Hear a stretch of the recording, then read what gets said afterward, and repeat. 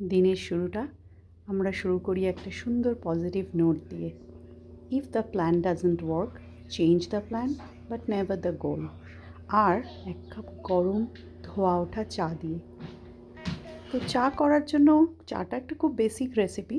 আমি জাস্ট বলছি আমি যেভাবে করি। জলটাকে ভালো করে ফুটিয়ে নিচ্ছি, আর একটা হামালদিস্তায় বেশ কিছুটা আদা, কিছুটা এলাচ, গোলমরিচ এবং লবঙ্গ হালকা থেতো করে নিচ্ছি। এরপর ফোটানো জলটার মধ্যে সেই থেতো করা আদার লবঙ্গর যে মিশ্রণটা দিয়ে জলটাকে খুব ভালো করে 2-3 মিনিট ফুটিয়ে নেব, যতক্ষণ না জলের রঙটা মশলার রঙে এসে যায়।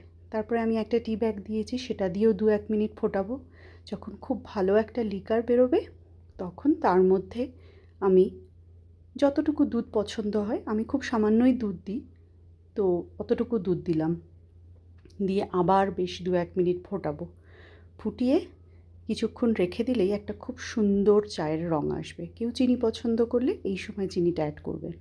তারপরে সুন্দর একটা কাপে ছেঁকে নিয়ে সকালের প্রথম চাটা একটু বসে সুন্দর করে খাবেন।